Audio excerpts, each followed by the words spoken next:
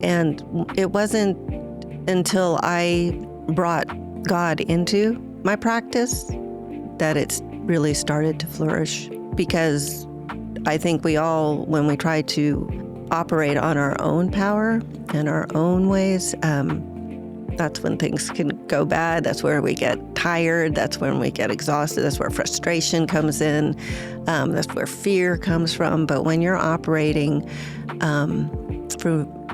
by the quiet knowing, since that's what this is, and you bring that knowledge and that direction into what you're doing, then there's a piece about that. You can relax because you know you're doing what you were called to do, and it just flows. Welcome to the Quiet Knowing podcast. Today we have reflexologist Carla Odom with us. Thank you so much for being here with us today. Thank you for, I'm so honored that you asked me to come and speak today. So yeah. I look forward to it. So we like to start by asking, what does the quiet knowing mean to you? It's that time that you take to connect with God. For me, it's sitting at Jesus' feet and tapping into, through that, I get to tap into all that God is. And so I have access to all that knowledge, if I take the time to listen to it. Yeah. And it's something you can do all day long. It's not, but it's also something you can, the all day longs are just quiet, quick little tapping intos that you can do. But then the parts where you get deep and really do the soul searching and really get into the why of things is when you can set apart time and spend some quality time, as people say, with your creator. And you can hear a little bit clearer sometimes. Can you tell us a little bit about your background and how it led to what you're doing today? Oh, how much time do you have? I've been on a healing journey for a while. I was exposed to reflexology as a child, but I really didn't know what it was. Living in Southern California, we'd go down to the beach, and there's this whole Foods kind of place. They're called People's Market. And when we would check out, there would be those little cards that I have that had the hands and the feet on them.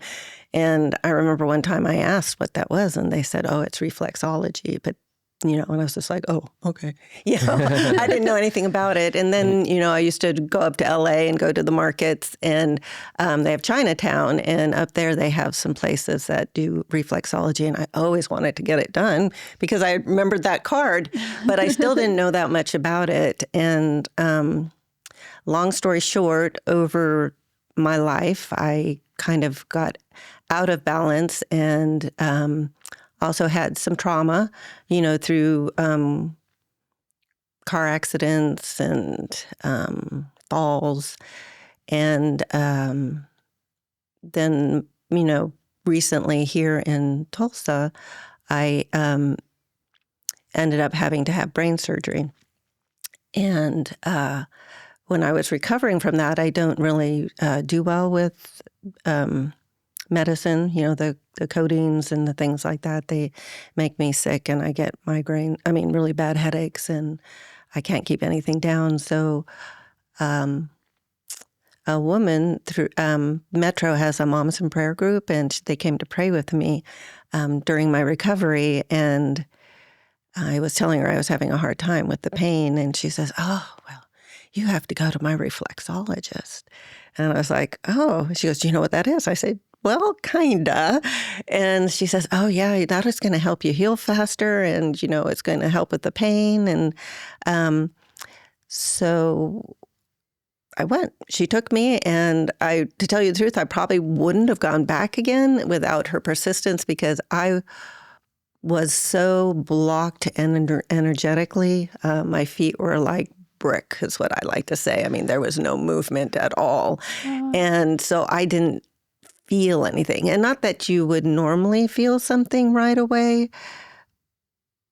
but because I didn't know what to expect, I guess. But because it's a gentle process. When with reflexology, it's a rebalancing of your system, and each time the person works on you, the closer you get to balance or healing. And I just couldn't feel anything. And so my friend said, no, keep going. And so I did. And I'm grateful. And if I hadn't done that, I don't think I'd be sitting here the way I'm sitting here. I might be in a wheelchair, or I might not even be here at all, to tell you the truth. So, yeah. Did you have a question? Yeah, I was just going I to... can always tell when he's about to ask something. Go ahead. What is reflexology? Oh, yes, I guess I should have said that. Well, the patent answer is that you're required to say when you get a license I do the Ingham method of reflexology. There are other reflexologists out there that have studied, I guess, under different programs, but I specifically do the Ingham method. And Eunice Ingham was a nurse practitioner in 1935, and there was a practice called zone therapy. But I'm not answering your question. But anyway, I like to hear some of the history too. Okay, so the doctor had gone to the doctor conference, right? And they had learned about this new technique that was going around, and it was using tools on the hands and feet, but they were primarily doing it on the hands, that you could push and help relieve pain and whatnot for their patients. And so he brought it back, really excited about it. And she was like, well, she goes, but hey, the feet are bigger. I don't know why they're using hands. And so she said, do you mind if I work on our clients or patients, with the feet and document that? And so that's what she did. And 3 years later, she had written 2 books, Stories Feet Can Tell and Stories Feet Can Tell 2. She brought it back to the medical community saying, hey, you don't need to use these tools. You can just use your fingers. It's very gentle. You still get the same results. And, medicine was moving on by then, and people were wanting Band-Aids instead of healing themselves or leaning that way. And so she brought it to the community. And so she started teaching you and I how to do reflexology for other people or even just for yourself. And so maybe we can tag this in later. But so I'm actually going to be hosting a course here in the end of March, and anybody's welcome to come. If you're a massage therapist and want to add reflexology to your treatment, or if you're a reflexologist and needing your just to tune up in your practice, or if you're just a lay person who wants to bring healing to your body and your family, it's a great way to learn and tap in. But anyway, reflexology is the science that deals with the principle that you have reflex areas on your hands and feet that correspond to every organ, gland, and body part. And so by me applying pressure with my thumb and forefingers, the first thing I do is de-stress the body. But I'm just not de-stressing a body like in massage where you just kind of feel limp and really good, but it actually de-stresses the organ, gland, and body part that I'm working on. It also restores nerve and blood supply, which is really good because traumas to our bodies, just even bumps, falling down as a kid, roller skating, anything like that is a trauma to the body and can cause blockages in those things. They're very, our skin is soft. And so those things can get kinked, if you want to think of it that way. And so messagings and flows can be altered and over time it gets worse. And so it's a good thing to open those things up. We also get these things in our nerves called nerves crystals, and it breaks those up. So you have better receptivity between the brain and the body part that I'm working on. And then last but not least, it works with your body to restore balance. And God has given us an amazing body. It knows what to do to heal itself. You just need to give it what it requires. And so I do a lot of education in my treatments so that they can get the most out of my sessions. Because then you're kind of playing catch up. Because if the stressors of your day are more than, the once a week or the every 2 weeks or the once a month, whatever a person decides is good for them, then I don't know how fast that healing will come through that modality. Many of our ailments today that we suffer from are caused from stress and overstress because we just don't handle or deal with stress properly.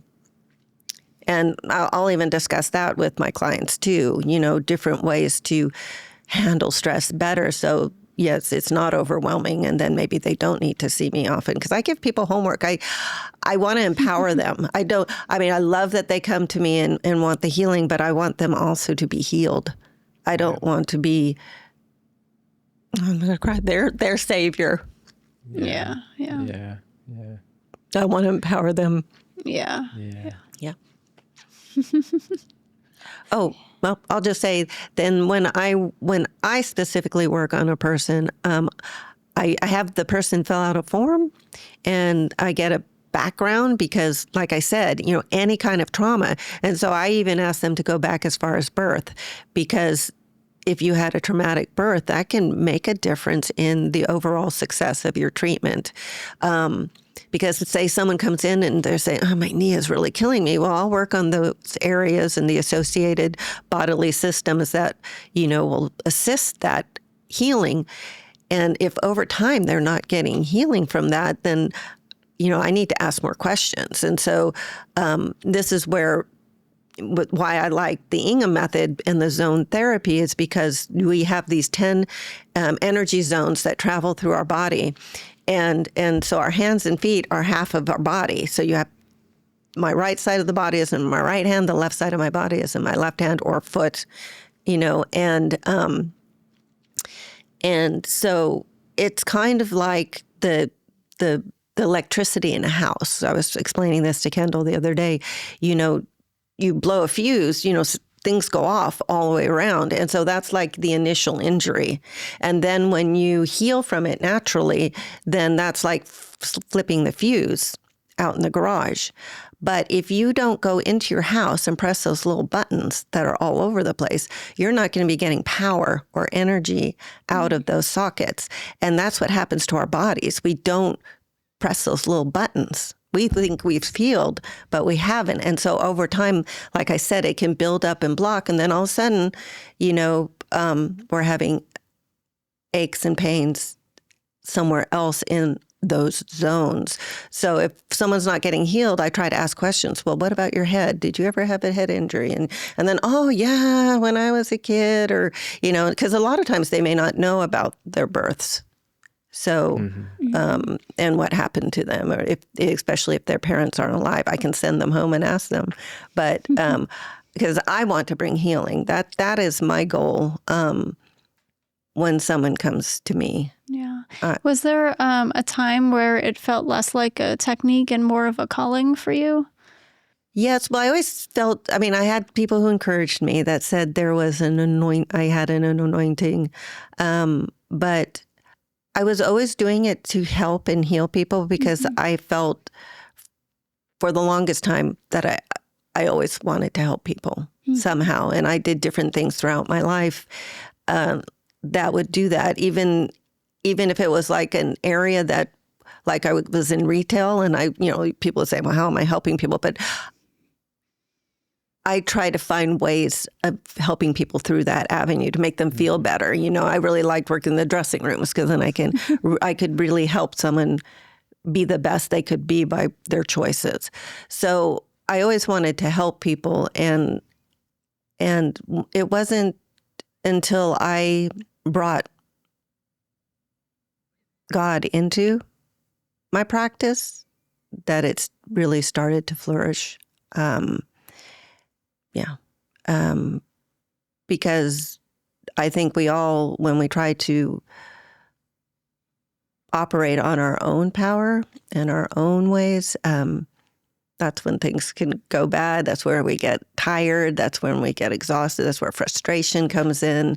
That's where fear comes from. But when you're operating from by the quiet knowing, since that's what this is, and you bring that knowledge and that direction into what you're doing, then there's a peace about that. You can relax because you know you're doing what you were called to do, and it just flows. Have you ever had any pushback or conflict with your spiritual beliefs or your spiritual community with doing this sort of thing, especially as a woman? No, I think I haven't. Which, now that you pose that question, I could see where that could or would happen. I guess maybe what I could have experienced from that is that they just don't come see me, or they might inquire about it, but don't choose to use my services. But again, if I'm walking in for me, it's God and God's will and doing it God's way, he's going to bring the people to me. And so I just bless him. I just say thank you every morning, and thank you for the people that you brought to me, and just, bless the work of my hands, bring healing through my hands today. And the word gets out. And I said, when I started doing that, I went from having spaces available to a wait list. Mm-hmm. And, I sometimes have to work people in 3 months from now. But the nice thing is when you walk in that anointing, and if I feel like God knows who I need to help that day, and so I will get people who call in and cancel appointments, and I get people in. And that just happened the other day. Someone had this client who's a recurring or returning client. Once a week, just had to step back from a couple appointments. And I had someone coming in from out of town who needed an appointment, and it filled that need. So, and then if I don't get positions filled, I'm grateful for that too. I'm grateful for the rest. I'm grateful for the time I can relax and restore. And so it's a new way of operating, because I could have a day that no one comes in, and at this point in my life, I'd still be grateful. I don't fear, because for me, God is my source of all, and he supplies everything I need. And, he will, I don't worry about the finances. And it may be more difficult for me if I wasn't the sole if I was the sole provider for my family or for other people. But again, in my path and in my journey, it was still gradual. I went from where I had a fear about, I don't have that. And, yeah, you just get that fear because you got to pay bills, or you got to, you have these goals, and you just feel like, or what did I do wrong, or whatever, In our first conversation together, you talked about some of these things, and it was definitely inspirational for me, because I left my full-time job in March, and I'm, following my path, the thing that I feel called to do. So it was really inspiring for me to hear that, it's worked out so well for you. So. Well, it will work out for anybody. Put it that way. I feel if you are, well, because one of the questions was, do you feel like you were designed with a purpose? And yes, I feel like every person is created and designed with a divine purpose.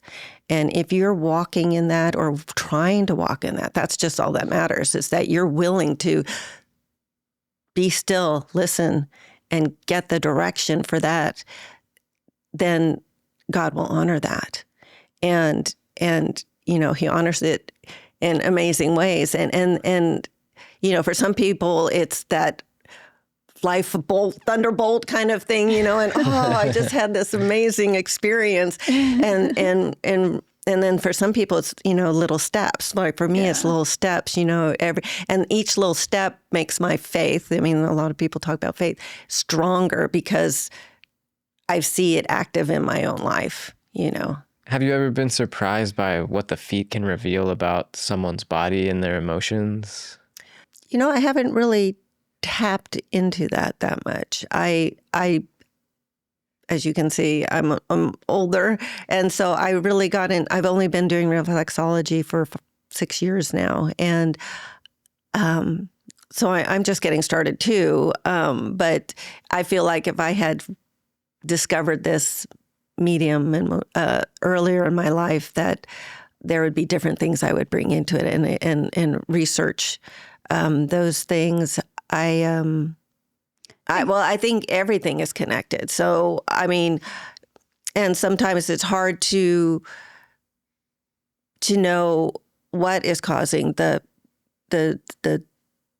blockage in that area of the foot. Because could it be an emotion? Yeah, it could definitely be our emotions, because our emotions are tapped around everything that happens to us. So you can't, in my mind, you can't really separate the two, because you have the trauma, right? And then you have emotions associated to that trauma. So both are causing that in that area. And well, actually, that does bring up something else. We'll say, we've healed from the physical trauma, but so the emotional aspect is there, but it's actually scientific. I read a book a while ago where you actually make these neural network chains when anything happens to you, and they're linked. They're linked in there, and you've got to break those down because they're there. So when something else happens to your body, right, it feels like it's the same trauma, and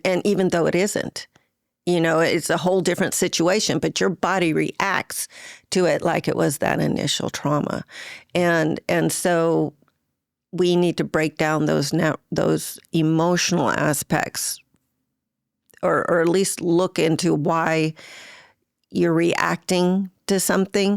Because I mean, you react the same way, even though it's something different. It could be something really mild, and I mean, I think we see that in our own lives. I'm not talking from a physical, but just react to our spouses saying something. Right. Well, why am I reacting to that?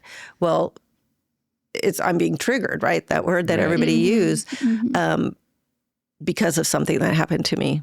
Definitely. And I've not dealt with that. I've forgiven that person. I've moved on, but that wounding, as what I like to say, is still there. And so, someone may even just say something with a tone that's familiar, and you're reacting to it. And I think your body physically does the same thing. So you can still have disconnect in areas of your body that will be associated to those things. So, addressing. Yeah, I think that being triggers are one of the greatest teachers, because if you can become aware when it's happening and inspect where it comes from, right, then that allows a lot. And it may not have been something that happened to you.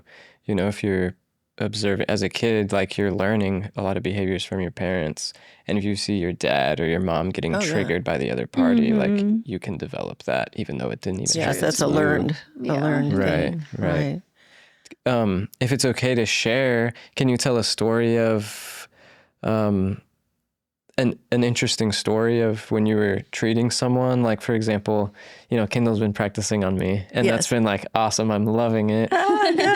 But she'll be explaining some things, and like, for example, I'll have like sensitivities in my foot that I haven't been aware of. Like, I didn't even know it existed, and she'll kind of explain that to me. And then sometimes I've had, like, I could feel it on another part of interacting with other parts of my body. And could you tell a story like that? Well, yes, because again, I talked about the zones, but when I work a body, I work every aspect of that body. So you're working every bodily system. So, and that overlaps, because you've got flesh here, right, too. But underneath that, we've got blood, and we've got veins, and we've got just everything is there. So when I'm pressing this one area, I'm pressing several things at one time.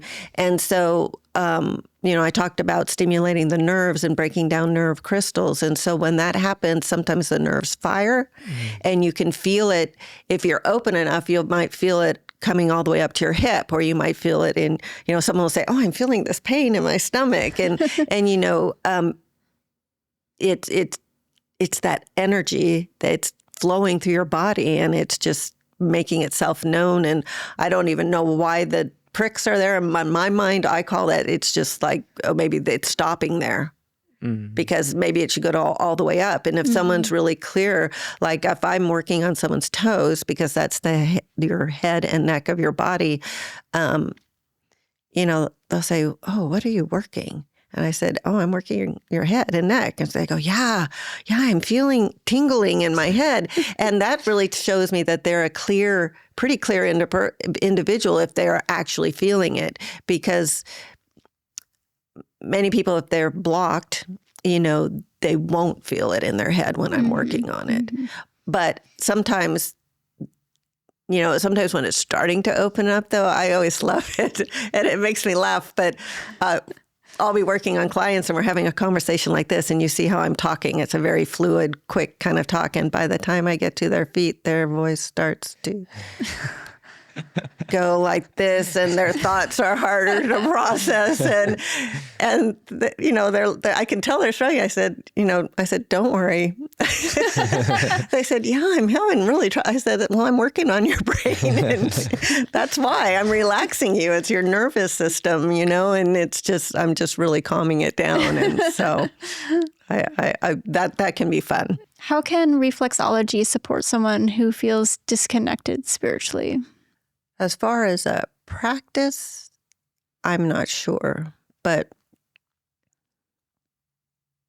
when they come and see me, I bring that aspect into my treatment. I always try to, when I'm giving advice, I say, but this is good advice, and this is advice that will help heal you. I said, but I say everybody's different. And I try to encourage them to spend that time listening, being quiet and listening and asking if this is something for them, if this is something that they need to take on, or is this something they need to leave behind. So in a sense, I'm helping them tap into that aspect of their bodies and listening to their bodies for their healing, because their body ultimately knows what they need. And there's so much information out there in the health world, and they all work because they've all worked for someone, right? And some of those things may work for us too, but some of those things may not work for us because we are beautifully and wonderfully made, and we're all very unique we're very much alike in our composition, but we're very unique in our composition too. And so only our Creator and you knows what's best for us. And so I encourage them to seek that out, if that's something they're willing to listen to. What's something that your soul's been teaching you lately? Well, I'll say it because it came up right away, and I wanted to really check is surrender. Surrender. I think that's most of our challenge, from my perspective, is self-will and trying to operate under our will and our way. And I have in my life, when I do that, things usually don't work out. But when I sit and listen and have a heart to truly do God's will, God's way, then things change, and always for the better for me. And so just total surrender. And that, again, I'd love to say, oh, it just happens like that, but it's steps again. Every time we do surrender and we see how positive it becomes, then it's easier to surrender the next time. And I'm being called to totally surrender. And this year is really a year of really diving deep and listening to that next step. I've been called to do that, and that requires me stepping away from my business. And my first initial reaction was to be, what are my clients? Who's going to take care of them? And or how I can't leave them because I feel like it's more than just having clients and treating them. And so I don't want to leave them in a lurch. And many of them are in different phases of their healing journey, and but then it's not me. And I was quickly told that I can take care of them better than you can. And I was like, yep, you're right. You can. So I said, but, and I know for a fact, I don't have to do anything and he would take care of them. But I've created a relationship with them, and I felt obligated to at least put things in motion so that they could be taken care of while I'm away. And so I don't know if you guys know, but I am training Kendall here. Yeah. And so it's going to be really great. Yeah. It's such an honor. I'm so appreciative of all of your knowledge and you kind of taking me under your wing. Yeah. And I'm really excited about it. So thank you so much. You're welcome. You're welcome.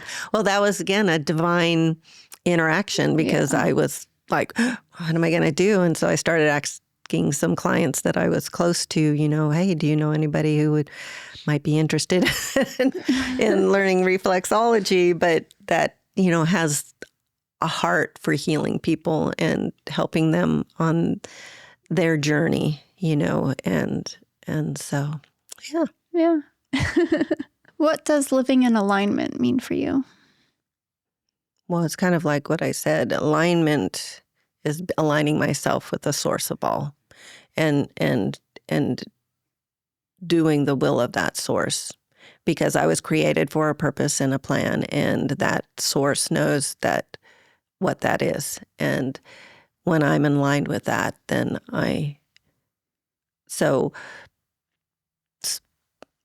surrendering is a big one, and for me, it's walking in love. I mean, that's the best way to say it. If you want to, it's all about love and serving one another. And when we love like God loved us, and take self out of the equation and serve one another out of love and compassion, and then we are in line with the source. Do you have any other daily practices to support your health? Yes. There are many healing practices that I engage in because our body requires these things for healing in our bodies. And we're kind of like a car, so we need to, it's like a Ferrari, one of the things that you would do for that car is to put premium gas in that car, right? Because you don't want to put regular or something else in there because you won't get the high performance of that. And our bodies are the same way. It requires good fuel. And that good fuel is what God created. So, the plants, the fruits, all those things, and they're in my mind, in their natural state. You can cook them and things like that, but more of those things and less of, because I talked about having the tumor earlier, and that's one thing that Cancer Society talks about is, less animal protein, because those things and the way we prepare them and whatnot can be very carcinogenic for our bodies. So I try to avoid those. I don't always avoid it. Occasionally, I want some something because I'm used to eating that. I get a craving for that, and I give myself permission to have it, but just not on a consistent basis. I give my body the things that it needs so that, I mean, yeah, to work. And I don't know where you come from, but there's a story in the Bible about Meshach, Shadrach, and Abednego, and they asked they don't want to eat the king's table's food because that was animal protein and wine and bread and stuff like that was going to bog them down. But they asked for fruits and vegetables, and they were better off. Their hair looked better, their skin looked better, everything looked better. Yeah. When it came down to the time to pick, that part of the story. I'm sorry, you'll have to go read it. But so, knowing that, but also it's the truth. When we give ourselves those things, we have more energy. It aligns with us. Our body knows what to do with it. So that's another thing I stay away from, and I encourage my clients to, is processed food of any form, because when it's in a processed state, our body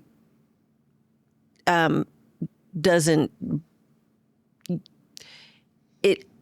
work like it's meant to be. When you have that whole grain, it takes longer for us to extract all the nutrients, and we utilize our body more when we're doing that. But if it's already crushed and processed for us, and then the things they add to it, it goes through us quickly, and so it's like doesn't give us long-lasting results.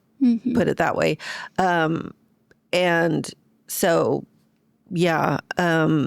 Plus, they put things in it that our bodies don't recognize, and so no matter how hard it tries to digest or utilize that, it can't. So it either gets stored, which is not good, which is another reason why reflexology is, because we try to I work the digestive system and things like that, trying to get rid of those things that are stored in the liver and different places in the body. But so food is one good aspect, and then hydration. You've got your you have to put water in the what is that called? At work, I can say it all the time. You're talking about a car still? Thank you. Yeah. You need water in that radiator. Well, how many people? I can't tell you. I had a client the other day, and I said, "How much water are you drinking?" She goes, "No, I drink Coke Zero all day long." And I was like, "Oh my goodness, no wonder." But it's just you're not going to put Coke Zero in your Ferrari, right? Right. Even though you love it, right? Yeah. Well, yeah, you got to put in your body what's good for it. And I have to tell myself this too. It's just, I'm not saying, oh yeah, I'm perfect and I can do all these, but I have to remind myself, or be intentional. I mean, that's a big word right now. Being intentional about what I put in my body. And one thing that helps me also is because through my faith, and my belief, when Jesus died for me, the Holy Spirit came, right? And so when I chose to believe that, I get the indwelling of the Spirit. And so this is his temple now. It's not a building, it's not a place, but this is where it resides. And that's where I get my tap into my quiet knowing, because it's in me. And so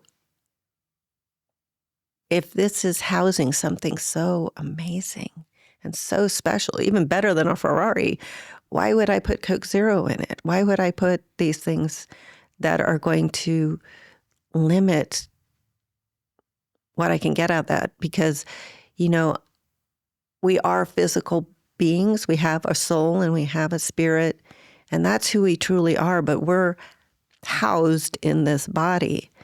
And when the body starts to break down, it can, from experience, it can be very difficult to tap into that quiet knowing, because the body is screaming or in pain or being challenged in some aspect. And so your body tends to focus on that instead of on what it really needs to focus on. And so where am I going with that? So having that shift and being intentional about it can help redirect where your thoughts are. And again, it's steps, because, you know, when I look back, before I was this way, I just lay in bed and, get rid of this. And then a big aspect for me was surrendering again, but surrendering to my current condition. And because at that time, I didn't have the relationship like I have now, but I knew that there was a plan and purpose. And I knew that how am I going to do that? How am I going to do that from a bed, when I'm in so much pain?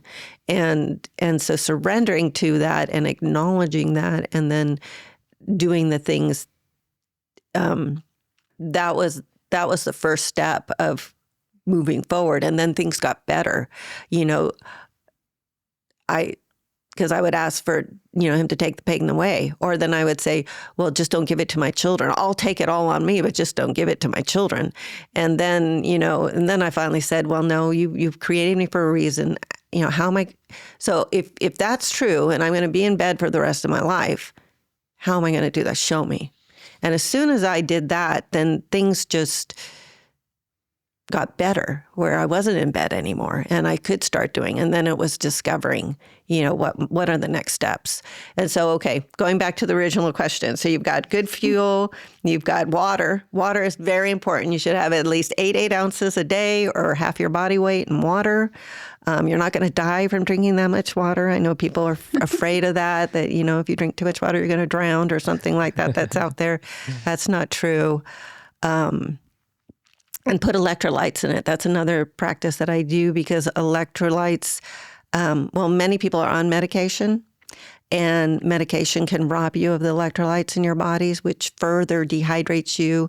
And so putting those back into the body is really important, because your body, your cells, the way they're made, need certain nutrients, like magnesium mostly. There's 3 of them specifically that your cells need to draw water in and hold, so the water is drawn in and utilized properly. So anyway, so electrolytes are another good thing to add to that. Rest, so proper rest. Like I was a car, Ferrari, you can run it at 100 miles an hour, but then, it's going to break down and not be very functioning very good after a week or two of doing that, right? And that's like our bodies, if we're overcommitting and overdoing, there comes a point when you're just like, I just can't do anymore. So, we're given rest every night. There's different studies out there that you can read. A lot say, some of them say that some healing processes start at 9:30 at night. So actually being in bed at 9 o'clock is a good time. Getting at least 7 to 8 hours of good rest is very important for our bodies, if you can. Some of our bodies rebel, like mine, but I'm working on that to get it to sleep. When's your bedtime? Sometimes I get to bed at 9, but most often 10. But I do sleep. So I am missing some of that healing. So I'm trying to get better on that. But I do get 8 hours. So I do get the time in there. And then, and then I recently listened to another podcast, and they were talking about what were the key things that these people who had either cancer or other conditions that were life-threatening, and people who healed from that. And there was only 3 things that was interesting that would cause, that were but crucial in their healing process. And it was food, which is, I already talked about, good quality food, supplements. So I do supplementation, because our food, unfortunately, is not the food that we used to have. And, organic is better, but, there's things out there like Clean 15 and the Dirty 10 or 15. So I recommend researching those and just buying organic of those things. And then, because those are the things that are more harmful to the body and can store in the body. And then the last one was food, supplements, and exercise. A body needs exercise. And I tell you, that's the one I fall down on the hardest because of the work that I do. I'm sitting there working on people all day long. And so on my days off, I do try to get out there and walk or some kind of activity. But I'm as guilty as anybody else. My day can get filled up, or if I have an appointment that's early in the morning, I get running, and by the end of the day, I haven't done anything. And it's the first thing your doctor will ask you if you are having a health crisis, or if you're coming down with high blood pressure, or some of these, other things that people don't consider bad, but those are like warning signs, and they say, well, what is your exercise routine? What are you doing? And the first thing they tell you to do is get out there and exercise more. And it's multifaceted because not only is it good for you physically, it gets the blood pumping, it gets everything circulated, it gets the lymph moving, it helps you, and that all gets moving, then you eliminate better. And so it's just helping out the whole bodily systems. But you're also getting out in nature, so you're getting that fresh air, you're getting vitamin D from the sun, you're getting the color therapy from the green around you and the blue skies and the flowers. All that stuff is really healing for your body. And if you can, I have a grounding mat because I can't always go out and get my feet on the ground. I did buy grounding shoes, so when I'm walking around, I can tap into that the healing energy of the earth, which is out there, and there's scientific proof. So, you can go and research grounding and find out about that for yourself. But it might be something you want to add. But again, ask the ultimate source if that's something that you need to spend time on. Because again, if you did everything out there, you wouldn't have time to do anything. And so, and they're all good. That's another thing. God gives us so many ways so many gifts that we could tap into. And it's just finding what works for you, so some people love bike riding. Some people like swimming. Just find what you love to do and do it. And that's why you got to make sure you love it, because if you don't love it, then you're not going to go and do it. Right. So exercise was another. And then there was 7 things that healed people, and all the others were emotional, mental ways. And one was a good relationship. Check this, and I believe in that. If you don't have a right relationship, if then you could do everything else right and still not have the healing you want, because the first and foremost, in my mind, the most important thing is missing, But if you get that right, then that leads you wherever you need to go. And then it takes the stress off of it. Then you're not like, oh, well, what do I need to do? What do I need to, because you're asking. And I'm getting there. I'm like I said, I'm not perfect, but this is what I'm learning. And every time I do it, it just gets better and better. So I tried to get most of my rest. I tried to eat. I tried to drink my water. I take my supplements. I get moving when I can.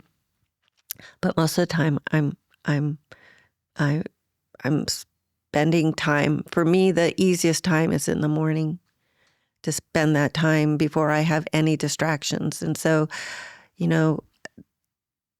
that means sacrificing some things sometimes. Sometimes you have to let go of the sleep, maybe. Sometimes I'm willing to sacrifice that, but it gets made up for in other ways. So I can get up early and have that quiet time to listen. And I'm always rewarded when I do that. When I give in to the flesh and I sleep in and not do that, my days are not always so good, and they're a little more stressful, and I'm not aligned, like we were talking about earlier. And so it can be more frustrating or draining on my body, and more physically fatiguing on my body. We were just talking about how you felt like the healthiest you? Yeah, so we started a food and herb garden last year for the first time. And I mean, that was the healthiest I ever felt when I was just eating from my, garden. Yes. It makes such a big difference when you're eating those like raw foods. Yeah. Foods Well, and from the energetically too. Yes, so if you want to put this in, if you can grow your own stuff, so much better because your energies, I mean, if you talk about energies, you're putting that and being intentional. Right. I mean, this needs to come into every aspect of our life, even our cooking and our cleaning. If you bring that source, that energy into it, it's going to thrive. And so when you eat that food that you've grown, you're getting that energy back again. Yeah. And it's just a cyclical kind of thing. Yeah. So it's so much better. Yeah. You just need a mango tree. Oh, Unfortunately, you cannot grow them here. Yeah. That is my favorite fruit. Oh my well, gosh. I didn't think you could grow lemons here, but my neighbor has lemon trees. Really? He has them in big things, but he's got them on square rollers, so he rolls them into his garage in the winter, and then he brings them out. But they're huge. We can always try and just see how it goes. Yeah, because my thing is, I want pomegranates. Yeah. I try to eat as healthy as I can, but of course I'm not the best, and I have a terrible sweet tooth. Oh, okay.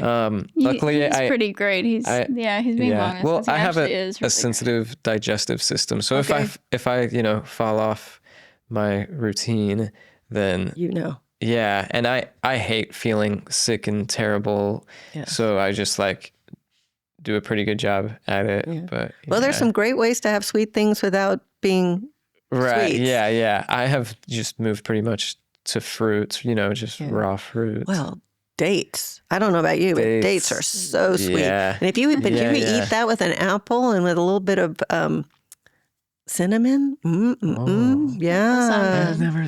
I like to cook. Yeah. Great. I grew up watching the original Japanese Iron Chef with my mom as a kid.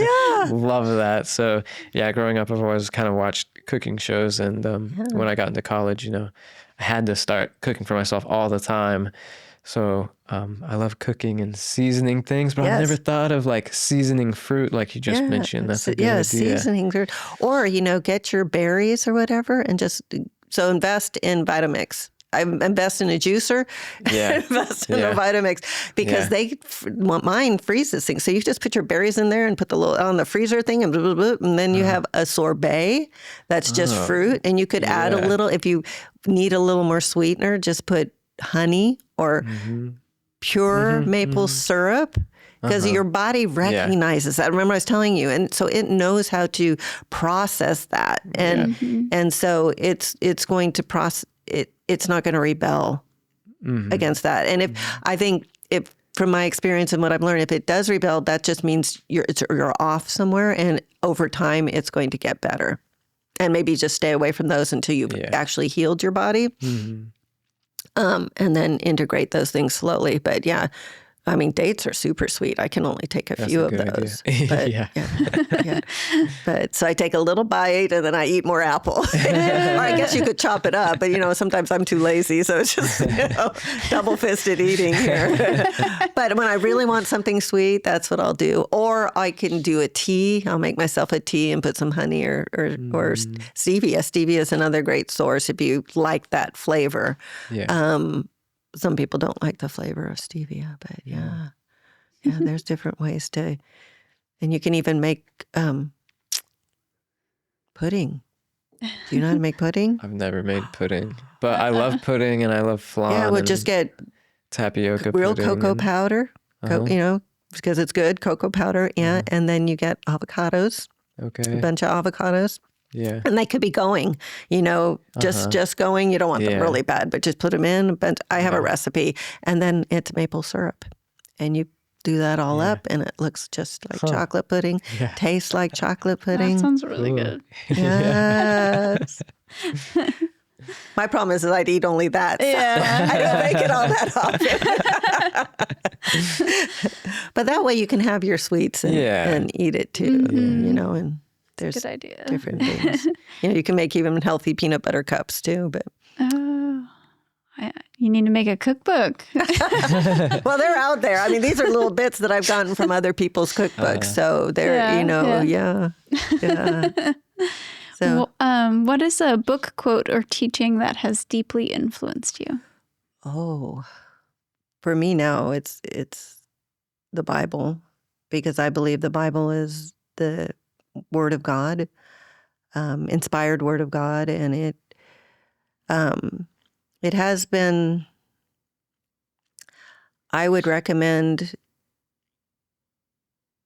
getting one that has the Hebrew translation, because that's the true meaning. Because in Hebrew, I mean, our English, our interpretations or translations fail miserably on what really is in there. And when you tap into what was really said, it's eye-opening, because, one word is actually a sentence. It's not just one word. And the more that I learn, the more it's just all about love. And it's a love letter to us. And it's how we can live aligned with the truth and with the divine source, the source of all, our creator who created everything. And, I talked about the Holy Spirit being in me. And so what came to mind was, there's a quote that's, I can do all things through Jesus Christ who strengthens me. And again, I mean, it's so hard to talk about these things, again, because it's more experiential than just reading it. And I guess for someone who doesn't know, that the best way to put it is like, well, again, I'm a spirit and soul, and I'm housed in this body, and God is spirit and soul, but he came down in a body as Jesus and made it possible for us to have a relationship with him again. Because in the beginning, we were aligned, we were one, we were, however you want to, walking in that garden, or nirvana, or whatever you want to talk about it. And a disconnect came. And then we became self-motivated instead of one. When the physical aspect left this earth, we believe that the Spirit came and is there for all of us to accept. When we accept what happened through Jesus, with God coming down in the form as Jesus as a man. So it's his Spirit that's living in me. And like I said, in my faith, you have, when Jesus was here on the earth, he always talked that I and the Father are one. And if you believe in me, then you are one with the Father. And so that's where I was going. So I have that in me. So I am one. And remember, I talked about being tapped into all that God is. The storehouses of heaven, the Bible says, are open to you, and you have access to that. And so, of course, I can do all things because I have access to that. But for me, I have to make sure that I'm doing it out of love and accessing it for the right reasons, because we can access it for the wrong reasons. And yeah, there's so much in there that influences me. One I can't say off the top of my head, but it talks about when you align yourself and you start on that process, a promise is a promise. And in my experience, he's never gone back on one of his promises. He will bring it to fruition. And so that gives me really peace, that and it takes striving out of the equation, because one of my things was I always would fear, oh, well, I'm not doing it right, or what do I need to do? I just want to do it right. And that kind of probably came from, some of religious upbringing that I had. And so I always want to do things right. And I think also the way I was raised, I had to do things right by my mom, and so I have this thing about doing it right, but I don't have to strive any longer, because we're aligned and we're working together, and it will come to fruition as long as I do that. So I really like that quote. That I can't quote it for you, but that's one of the teachings in the Bible as well. Yeah. Okay. So there's Awesome. the more you get in there, the more that it just makes sure, the emoji skull blast off your head. And then the more that you dive into it and find out what it's really telling you, it's just like, yeah, it's just amazing. If your soul could speak directly to the audience right now, what would it say? Surrender your life to the source, and that will bring much peace and happiness to your well-being.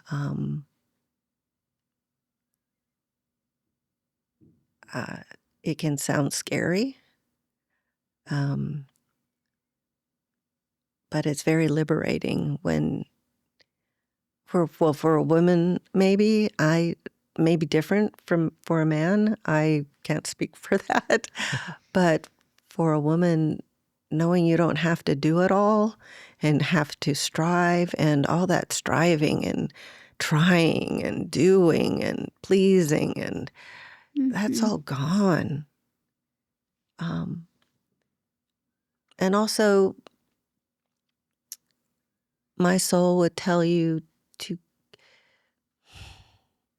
to examine what your soul really wants and desires, and to get rid of the trappings of this world. And you talk about quotes, there's don't live in the Bible to the conformities of this world that entraps and enslaves us, because there are spiritual forces that I believe in. I think one of your questions when I was preparing was metaphysical, and you have these unseen forces, and you have negative ones that try to pull you away from your purpose and your plan that you were created for. And then other ones help support and draw you to those. And unfortunately, the way of our world, in my mind, distracts us with the busyness of things that we need. Oh, I need this, I need that, Do we really? And is that really important in the scheme of things? When all is said and done, when you get to my age, was that the all and end all of my life? Maybe it was important for a time, but we have seasons we go through, but it's not our whole focus. But there is an underlying current under all of that. And like you have mine, and I feel like was to help people, and then to serve people, and and to love one another. And I think in my mind, I think that's for everybody. So if you can get rid of the trappings of the world that are keeping you from being who you really are, start now. Start whittling those things away. Start listening. Everything that happens or triggers. We were talking about triggers. Right. Anything that triggers you or any physical ailment, stop and listen to that. Those are like little warning signs to tell you, you're going in the wrong way, and that and to examine. And then, you know, if you don't have a relationship with God, with your creator, start developing one so you can hear clearly and stop striving and just bask in the peace and the love that he's willing to offer you. How can people connect with you and your work outside of the podcast? Well, I rent a room out of Salt Earth, which is at 101st and Memorial, right behind Starbucks there. I don't know the numbers. But anyway, I rent a room. I mean, you can call there, but the best way is to just call me. My number is 918-760-7811. I may not answer the phone. I probably won't, especially if I'm with a client. Do they have a website? I don't have a website. Okay. No, Salt Earth does. It does talk about reflexology on there, because at one time I was an employee of Salt Earth, and I've just kind of grown through that process. So I went from being an employee to, just renting, and now having my own business, my LLC. But I don't know. I didn't feel led to do that. So just if you want to learn more about reflexology, there is on the website of Salt Earth, or you can, I guess, Google is probably out there, the Ingham method, or you can call me, and I'd love to tell you more about it. But I mean, if you wanted to make an appointment, you would just call me or text me. What's next for you in your journey? I've been called to, I help out at a ministry, and I've wanted to learn more about them. And they offer an immersion course they offer it twice a year. And I felt like I'd been being called to do it for a while. And so I finally sat down and said, okay, when do you really want me to do this? And I heard, I knew that God wanted me to do this. And so I said, okay, well, do you want me to do it in the fall or in the summer? And he said, in the summer. And the summer is 6-week course. And so I feel I will learn more about not only the ministry, but more about where that next step is taking me, because I feel like to take everything that we just talked about and to really follow the direction. How do I want to say this? I want to live my life aligned with God all the time. And I'm getting to a point in my life where, I can do this now, is not to be tied to I'm being called not to be tied to a specific schedule. Mm-hmm. Because being not tied to a specific schedule, I can truly live his will, his way, because I don't know if but sometimes you feel like you're being told to do something. You're quiet knowing, because I said it can happen throughout the day, or it can, you can sit down and spend quality time. And sometimes you're told to pull over there and go there, and you're like, well, no, I've got to get here. I've got clients, I've got this, and you don't listen to that. And what opportunity you're missing there. And I feel like I'm being called to do that, to be able to be at the call and not be tied down to a schedule anymore. And that doesn't mean I may not be called to do reflexology, but then I can just go and because, I grew, I told you I grew in my business. I started as an employee, and I've worked my way up, and I grew a lot in many aspects by doing that. And having a job and a schedule really helped me to come to the place where I am now, where I totally trust and try to rely and operate under the will of God. But now it wants me to free myself to be able to do that calling wherever, whether it's reflexology or some new aspect. I mean, I'm usually help them out with prayer appointments, which I really like, because the reflexology restores the body. Well, here we're restoring somebody's soul through prayer and helping them see woundings or triggers in their lives, and helping them overcome triggers and moving forward from there. And so that might be an area that I will be going into. We'll see. Yeah. All right. Cool. Sounds like a good opportunity. Yeah, it does. Yeah. Well, we loved hearing your wisdom and learning about reflexology. And thanks everybody for tuning in. We'll see you next time. Bye. Thank you.